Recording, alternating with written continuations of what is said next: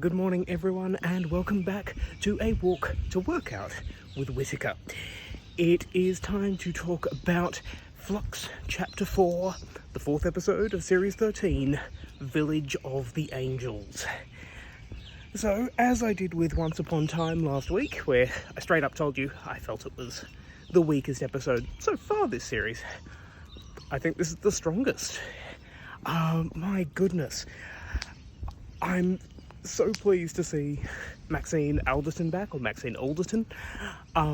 She wrote one of my favourite episodes of the era so far, last series with The Haunting of Villa Diodati, and she's back on fine form here. I'm curious, I want to check out her other work because she seems to have a really good angle on sort of horror.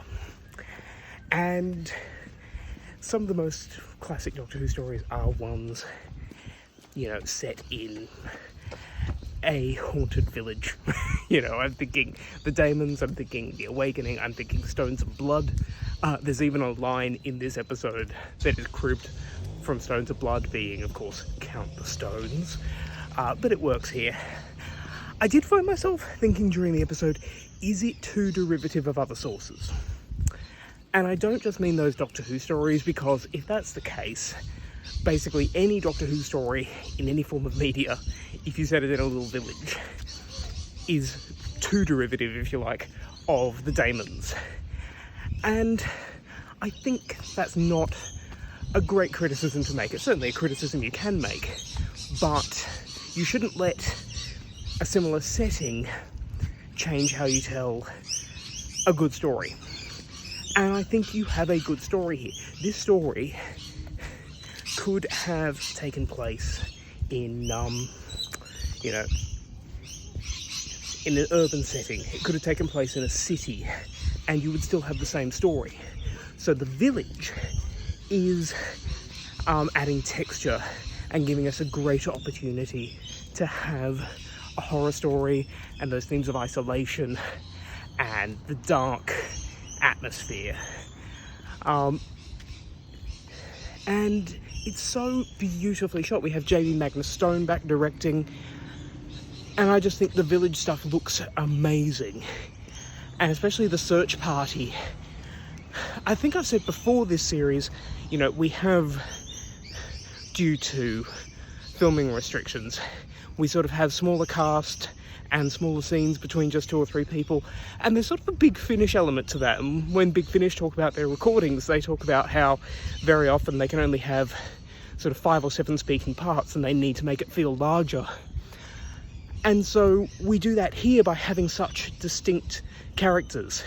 We have Gerald and Jean, we have Peggy, whom we meet later, we have Professor Jericho and Claire, but we even have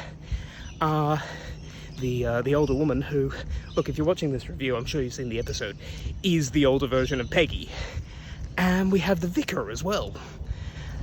And just through, little conversations with each of them, we get a measure of their characters. Either through the Dr. Dan and Yaz, or in the case of the vicar and older Peggy, just through their interactions with one another. And I actually thought I had a bit of a problem with the vicar, because I thought, hold on, why hasn't he turned up in 1901? But of course, we've already established that different angels will likely send you back to different time periods. So the simple answer is Yaz, Dan, Professor Jericho, and Peggy are touched by one angel. The vicar, everyone else in the village, is touched by another. Except for Gerald and Jean, of course, who are touched by the same angel. And I can reconcile that. I can totally reconcile that. So as to the plot itself here, I love the idea of the rogue angel. Ever since the Weeping Angels first appeared in Doctor Who, people have had theories. Where did they come from? Because when they do first appear, the Doctor tells us no one knows where they come from. No one knows how the Weeping Angels came into being. So they provide a very rich playground to write your story in. and the Doctor investigating the mystery of how an angel got aboard the TARDIS, why the angel has brought them here, and how she's meeting Claire again is really well done. And I was wondering how they were going to do the Claire thing, because at first I thought they'd met Claire in the past, but then Claire somehow came into the present before being sent back to the past again, but they do it through Claire having visions. Absolutely fine. And that also fits in with the sort of Hammer horror and British horror tradition of, you know, having a village and having someone with psychic powers. So as such, this episode can be seen as derivative, but I think it's playing with the ideas of the genre. Now, aside from Doctor Who stories, I think the main things it's derivative of are Village of the Damned, of course, but mainly for the title and Peggy being a little bit unsettling when she sees her guardians crumble away into stone, and she's just like, they were never nice to me.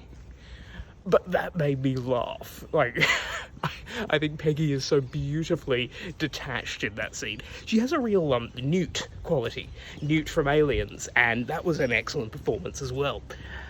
Another thing I found this quite derivative of is Night of the Living Dead, when Jericho, Claire and the Doctor barricade themselves in the house and eventually down in the cellar. But I don't have a problem with that. I think that is absolutely fine.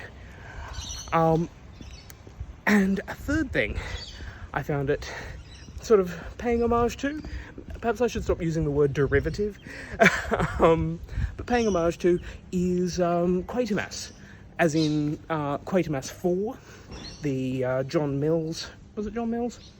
I'm not sure if it was John Mills, but Quatermass 4, the colour Quatermass from the 70s, when Azure takes all those people away. But I will come back to Azure. Getting back to the village, I absolutely love Jodie Whittaker's Doctor in this. So she's been investigating division throughout this series, and really sometimes to sort of the detriment of those around her, especially back in Once Upon Time. Here, even though she's determined to find out what's going on, she really is working to protect Jericho and Claire. And from what she can see, she's actually sent Dan and Yaz off to safety if the Weeping Angels are after her. But of course, Dan and Yaz have fallen foul of a Weeping Angel as well. But Jodie Whittaker's energy in those scenes in Jericho's house are really, really great. And I also like that Jericho, while he is somewhat skeptical of the Doctor, he doesn't deny the evidence of his own eyes. And the Doctor also respects his work and intelligence, and they bounce off each other really nicely. Jericho, of course, is played by a Doctor Who alum, Kevin McNally, who is probably most famous in Doctor Who circles for playing Hugo Lang in The Twin Dilemma. Speaking of Season 21, my friend Peter pointed out to me that Gerald is played by Vincent Brimble, who was Tarpok the Silurian in Warriors of the Deep, but we can actually see his face this time. Yeah, I love those scenes between Kevin McNally and Jodie Whittaker. I love the scenes between Claire and the Doctor. And it seems that Chibnall is addressing a very specific criticism from season 12, where the Doctor was very mind meld happy, never asked, and would just grab your face and go into your head. Here, the Doctor actually asks Claire's permission to go in and talk to the angel. And those scenes are amazing. You know, the shots are cribbed out of Ingmar Bergman films, The Seventh Seal, but I think that's absolutely fine. And it looks gorgeous. They're on this beach, but then you find out it's a causeway. You know, it's a path across the water so long as the tide is at the right level. Car coming up behind me. And those scenes are just beautiful. Jodie and the actress playing Claire, whose name escapes me right now, give an amazing performance, each of them, in those scenes. And I've also mentioned on Twitter, where you can find me at Brandy Bongos, by the way, that I really love that they've allowed Jodie's hair to get messed up a bit more this season, because for the past 2 seasons it's generally just been perfectly styled no matter what the Doctor is going through. But I love the wind and the rain blowing on that beach. People have been publishing photos of Jodie between takes, sort of in a parka under the rain and just not looking too impressed, as you wouldn't be. But those scenes are electrifying. And yeah, we find out the Division have been using Weeping Angels. And Weeping Angels, people have long speculated that they were related to Time Lords. You know, ever since the end of time, where Claire Bloom's character, who may or may not be Tecteun, by the way, Claire Bloom's character had her hands over her face like the Weeping Angels. Before we get on to the ending and Azure, as you can see, I've run out of walk, but I'm just pacing a bit. Look, Diaz and Dan, a little bit underused in this episode. I get the impression it'll be more their episode next week. But despite the fact they're a little bit underused, I actually like that we're getting to see a bit of interplay between the two of them, you know? And they build on each other. They come to their own conclusions, suggest ideas, protect each other, look out for each other. And it's actually quite a nice relationship, you know? And I especially like that Dan is a bit more scared than Yaz. You know, but he's not like Shaggy from Scooby-Doo. He's not this abject coward.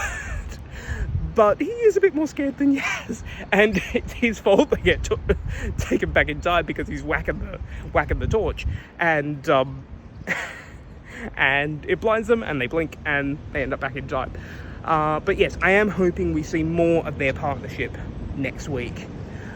The visuals here are just stunning. You know, the space vistas, the division between day and night, the crumbling edge of the village. It's just so rich. These visuals are so rich this series, and I'm really, really enjoying that. So finally, before we get on to the end, so I suppose that'll be finally, we have Azure. And Azure is coming to rescue people. But Belle is familiar with passenger form, and I did say last week, you know, do Belle and Vinder know about Time Lords? Because Vinder's heard of a TARDIS, but he's never seen one. They haven't met Jodie Whittaker's Doctor, or rather, Vinder hasn't. And they keep talking about, you know, having faced passenger form, having faced Daleks. So it's really interesting. I thought last week that possibly Yaz and Vinder in the flashback scenes on Atropos might have been Gat and Lee from Fugitive of the Judoon. But I'm now wondering if they are Belle and Vinder and they were Division agents, but they don't quite remember it. So that's possible. I know a lot of people are saying, oh, Belle is pregnant with the Doctor. I get where you're coming from, but I hope it isn't true. No disrespect intended, but I just don't like that idea. Now, the ending. When the Doctor, first of all, realises that the angels aren't chasing her, that is so effective. And she sticks around and very slowly blinks to test out her theory, but she only does so when Claire and the Professor have got away. And I like that. You know, the Doctor often puts themselves into danger, but getting out the humans first that she was protecting before she does that, I think is a wonderful character moment. Now, as she realises what happens, and we get that amazing 360 effect shot as she turns into an angel and is imprisoned, it's such a brilliant cliffhanger. And, you know, the Division have been after her since Revolution of the Daleks, I mean, this particular version of the Doctor. Now, that time, they just threw her in prison for some reason. But this time, they're taking her direct to Division, I assume. And it has a real, oh my god, what happens next moment. Something I've seen people criticise then is the mid-credit sequence when we get an update on what Vinder's doing. And As an adult, I can look at that and go, oh yeah, maybe that undermines what we just saw. But I think that's there for the children who are watching, because I have to think of myself as an 8-year-old watching that, and I think I would have been quite disturbed by the Doctor turning into a weeping angel. So that scene gives us a bit of hope for next week and reassures younger viewers that the story is still going on. There's still going to be a way out of this, because I think sometimes we as adults, we kind of go, well, obviously they're not going to kill the Doctor.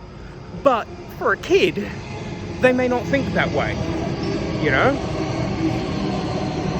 Cast yourselves back to when you were a child watching Doctor Who. There must have been so many times when you thought, oh my god, the Doctor's going to die in this one.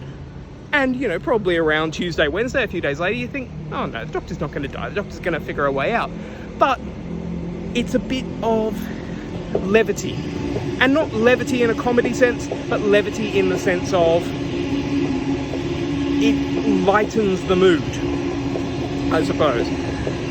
I am walking next to the train tracks. That was probably a bad idea.